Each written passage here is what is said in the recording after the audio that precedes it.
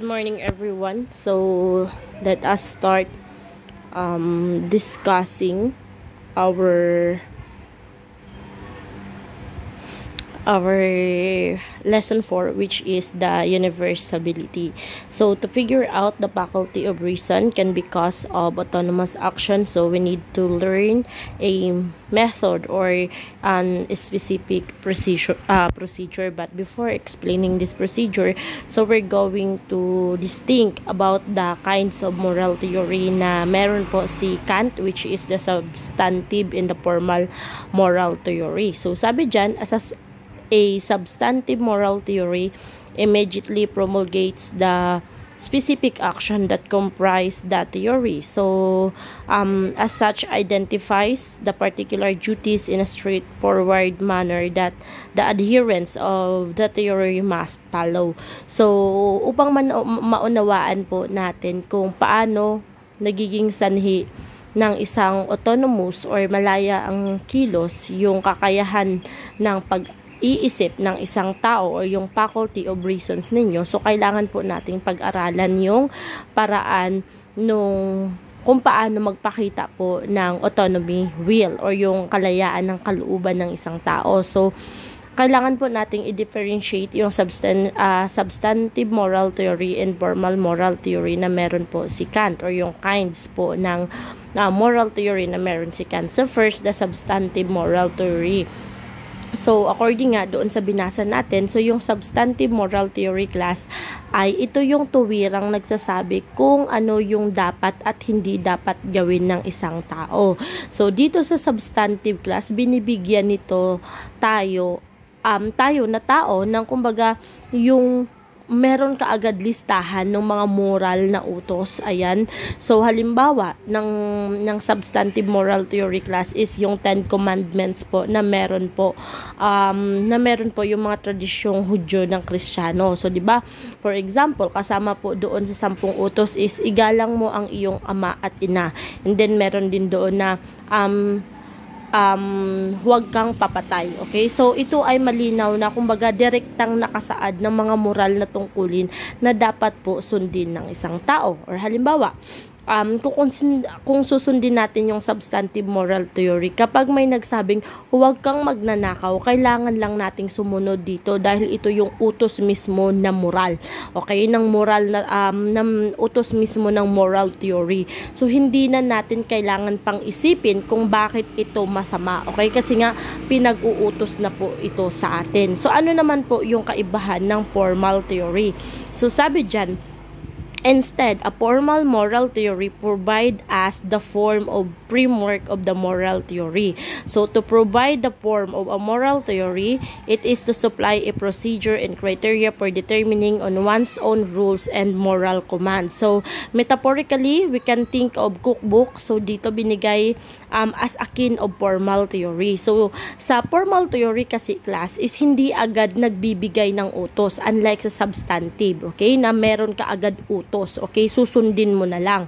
Dito sa formal moral theory class, so hindi nagbibigay ka agad ng utos or pakatakaran. So instead, binibigyan po tayo dito ng pamamaraan, okay po, kung paano natin mismo matukoy yung tama o mali. So hindi ito nagsasabi agad kung ano yung dapat na gawin ng isang tao, kundi paano tayo makakabuo dito sa formal theory class, paano tayo makakabuo ng sarili nating moral rules batay po doon sa tamang process ng pag-iisip ng tao. So, di ba, for example, binigay dyan na example is yung cookbook. So, isipin po natin yung cookbook na meron po tayo, hindi nito binibigay kaagad yung pagkain mismo. Tama po ba? So, kundi yung paraan. Okay? Kung ano yung binibigay ng cookbook, binibigyan po tayo ng paraan, okay, ng procedure kung paano ito lutuin. Halimbawa, kung gusto mong magluto ng sinigang, kailangan mong sundin ang mga hakbang at gamitin yung mga ingredients na nababagay sa sinigang. So, maaari ka po doong magdagdag, 'di ba? Para magkaroon ng konting twist. Pero kung sobrang iba na yung mga sangkap na binibigay na dinagdag mo doon, for example, gumamit ka na ng saging tsaka ng chorizo, 'di ba? Baka maaaring putsero na yung naluto mo, hindi na siya sinigang. So, ganoon din po yung formal moral theory class. Hindi nito sinasabi kung ano yung tama agad, 'di ba? Kundi binibigyan ka ng paraan po para matukoy mo mismo kung ano yung dapat mong gawin ayon doon sa rason at sa tamang proseso. Okay? So, halimbawa lang kung may mga tanong kung ano ba yung kung tama ba yung magsinungaling sa isang sitwasyon. So, yung formal moral theory class, hindi agad isasagot sa'yo is oo or hindi.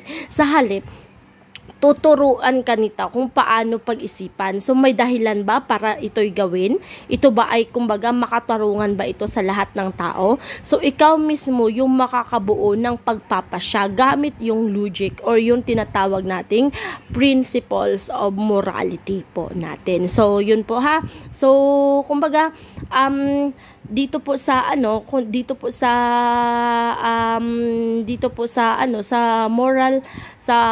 formal moral theory class ay sa substantive moral theory. So direct yung utos, okay? Halimbawa nga, huwag kang papatay. So may utos na kaagad. While dito sa formal moral theory class, binibigyan ka pa po ng paraan para alamin mo mismo yung tama at mali. Okay? So I hope you understand. So let's continue. So Kant endorses this formal kind of moral theory, the Gundel-Gong-Zohr metaphysic der Sitten. Or ito na yung ginawa niyang, yung sabi ko sa inyo, yung akda niya dati na groundwork towards metaphysics, di ba? So, naginawa niya noong 1785. So, it embodies a formal moral theory in what he calls the categorical imperative. So, which provide a procedure way of identifying the rightness or wrongness of action. So, Kant articulates the categorical imperative this way. So, sabi dyan, act only according to such maxims by which you can once will at become universal law. So, there are 4 elements daw po in formulation the categorical imperative. So, namely, ayan, actions, maxims, and universal law. So, yan yung 4 na elements para ma-form yung categorical imperative. So, Kant states that we must formulate an actions as a maxim which he defines as a subjective principle of action. So, in this context, a maxim consists of rule that we live by in our day-to-day lives, but it does not have the status of a law or moral command that bind us to act in a certain way. Rather, maxims depict the pattern of behavior. So, ano po ang tinutukoy dito? So, ang categorical imperative kasi ayon kay Kant class, so ganito, okay, yung pangunahing anyo talaga ng categorical imperative is kumilos lamang ayon sa isang maxim na maaari mong maging gusto na maging universal law. So, ibig sabihin po, bago kayo kumilos, itanong mo muna sa sarili mo, pwede ko ba itong gawing batas para sa lahat? Kung ang sagot ay oo, tama yung kilos mo. Pero kung ang sagot ay hindi, mali po ito. So, dapat may gagawin ka. So, ano po yung 4 na bahagi ng categorical imperative? So, number 1 is your action. Okay? Yung actions mo, yung actual na ginagawa natin. Number 2, yung maxim. Ano yung maxim? Yan yung panuntunan or yung prinsipyo na sinusunod natin sa paggawa ng isang actions or ng isang bagay. Number 3 is yung will ng isang tao. So, yung ating kakayahang pumili or magpasya. Okay? And then number 4 is the universal law.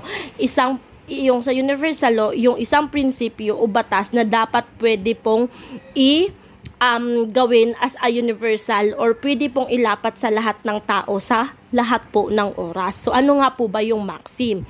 So, yung maxim class, isa po yan siyang subjective principle of action or yan po yung pansariling panuntunan po sa pagkilos po ng isang tao.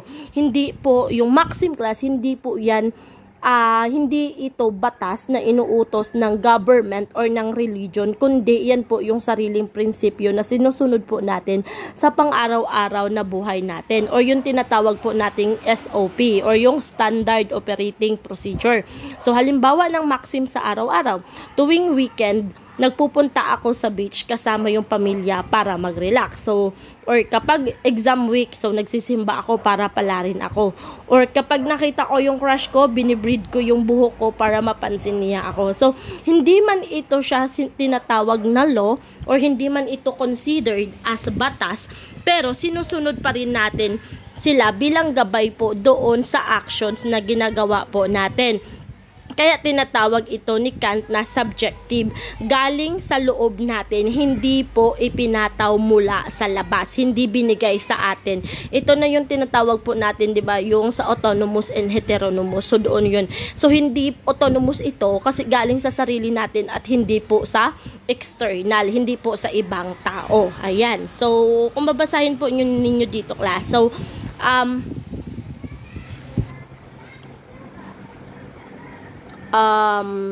wait lang ha. Ayan. So,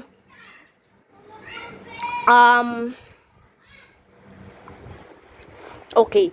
So, example po nung kung paano ginagamit yung categorical imperative. So, for example, yung maxim mo as a person is, magsisinungaling ako para makalusot ako sa problema. So, yung tanong, pwede ba itong gawing universal law? So, ibig sabihin, kung pwede ba na lahat, ibig sabihin po nun, pwede ba na lahat ng tao ay magsinungaling kapag gusto nilang makalusot sa problema? So, ang sagot, hindi. Dahil kung ang pagsisinungaling ay gawing batas ng lahat, mawawala po yung tiwala ng isang tao sa isa't isa, magiging walang saysay yung katotohanan. Kaya ayon sa categorical imperative, mali yung ganitong kilos. So in the formulation of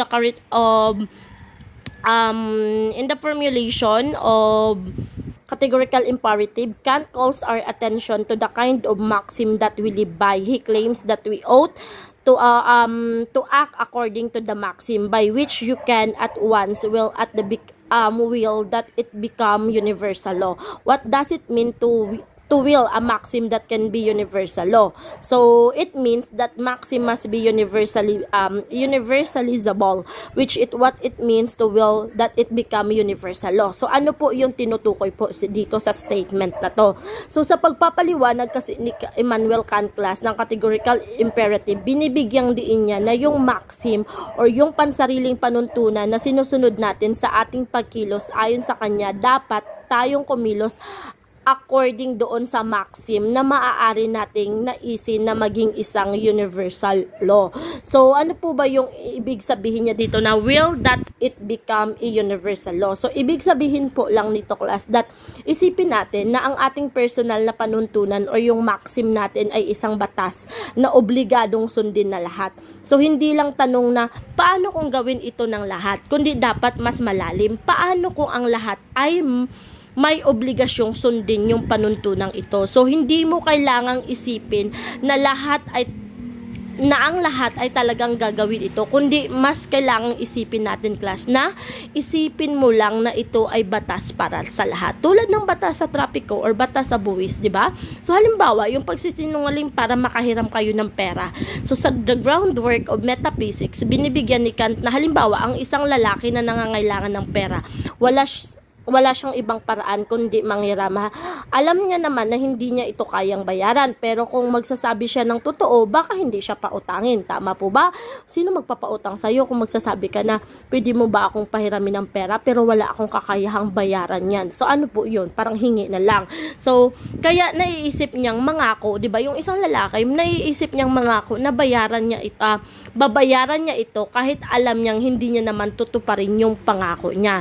So kasi yung naging maxims niya doon, class, kapag nangailangan ako ng pera, manghihiram ako kahit alam kong hindi ito mababayaran. So yung tanong doon sa categorical imperative, pwede bang gawin yung maxim mo? Pwede ba yun maging batas para sa lahat?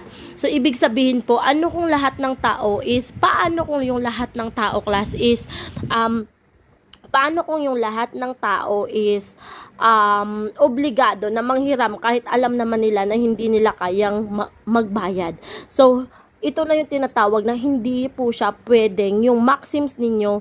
It means that the maxim must be universalizable. So, hindi po hindi ito universalizable yung maxims ng lalaki. Kung lahat, bakit? Kasi kung lahat ay mga kung magbayad pero hindi naman tutuparin ang pangako, mawawalan po ng tiwala.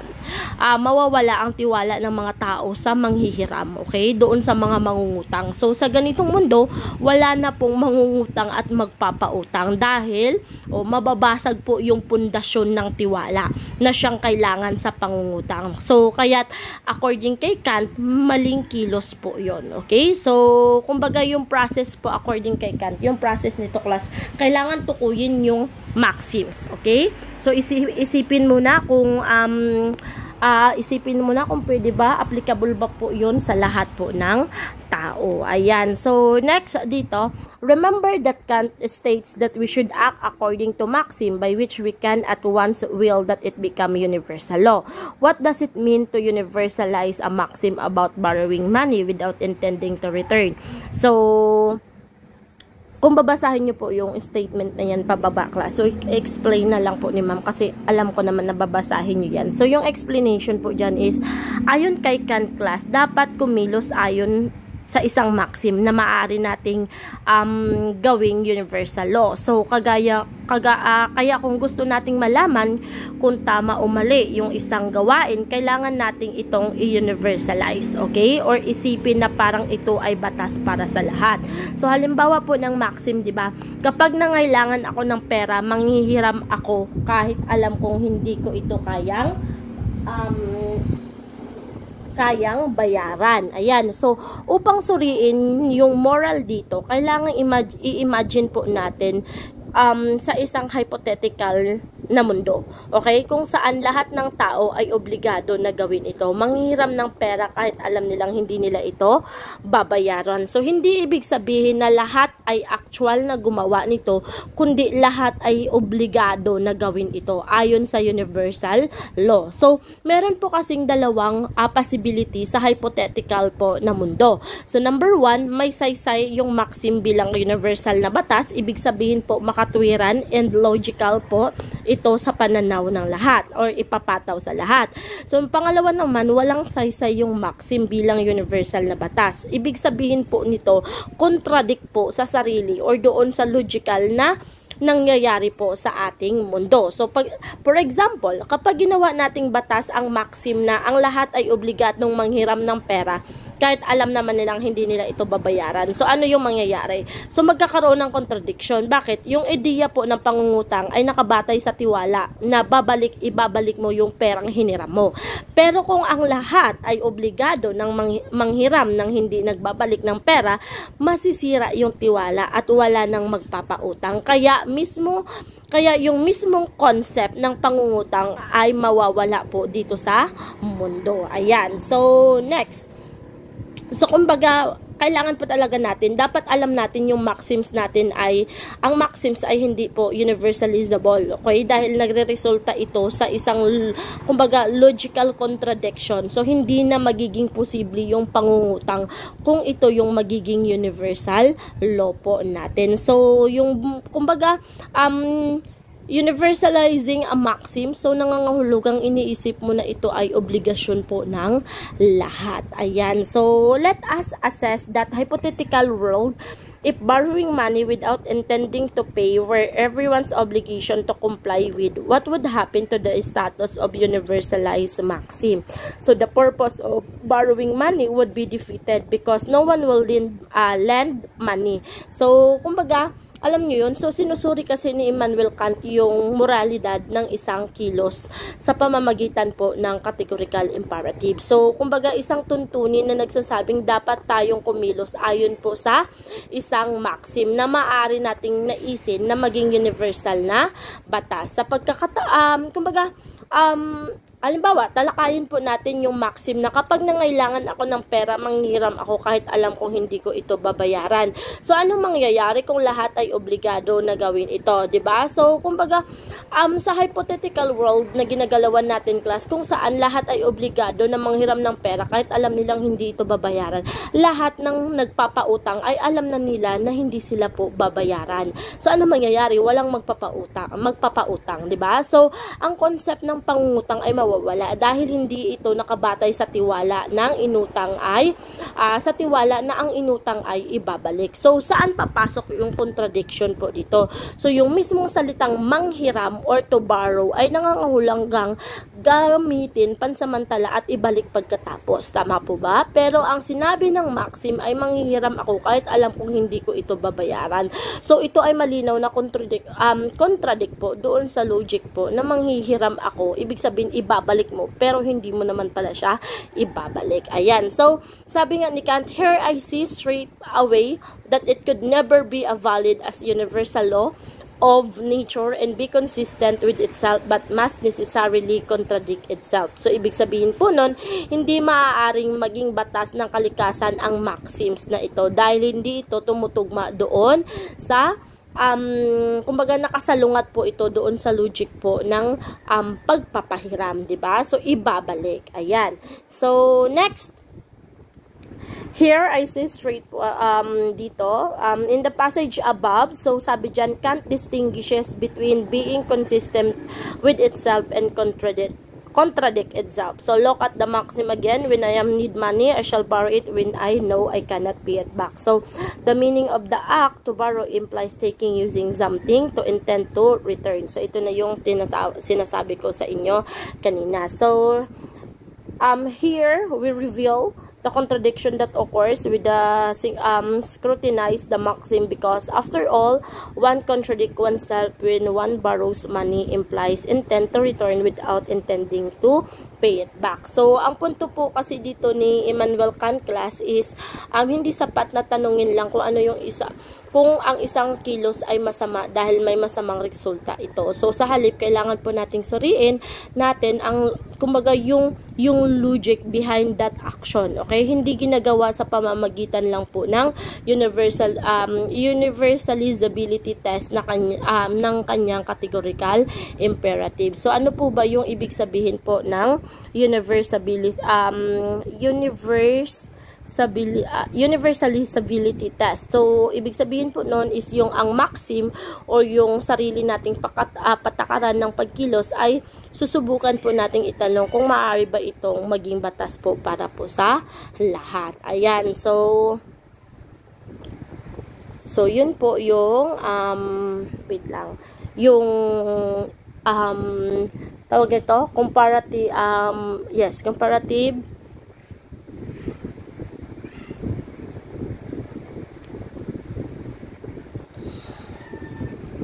Okay, so next, let's proceed to the lesson 5, enlightenment, morality. So, at this junction, it has become clear how Kant's categorical imperative is formal, not substantive, moral philosophy. So, we have shown how an action can be tested, and via this test, we also distinguish whether such action is permissible or not. Instead of giving a list of substantive moral commands, we now have sort of tool like measuring instrument that tells us whether an action is morally permissible or not. Hence, we have the capacity to make our own list of moral command instead of receiving from others. We use our own rational faculty to produce our own list of moral duties. So, ano po ang ibig sabihin nito? So, yung pinupunto lang po dito ni Kant class, hindi po sapat na tanungin lang kung ang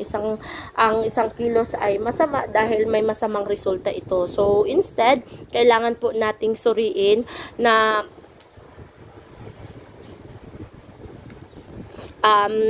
kumbaga, malinaw po na yung, kumbaga malinaw na yung categorical imperative ni Immanuel Klanckas ay formal po siya. Okay? Formal moral theory at hindi po siya substantive. Ibig sabihin po, hindi siya nakabatay sa listahan ng tama o maling gawin tulad ng 10 utos ng Diyos, 'di ba? Sa halip binibigyan po tayo ng paraan or yung kasangkapan upang tukuyin po kung yung kilos ba natin ay moral or mali po siya. So, formal na moralidad ng accord doon po sa autonomy. Ayan, so, 'di ba, sa halip na sasabi po natin na ito yung utos na dapat mong sundin. So, sinasabi po ng categorical imperative na narito, 'di ba?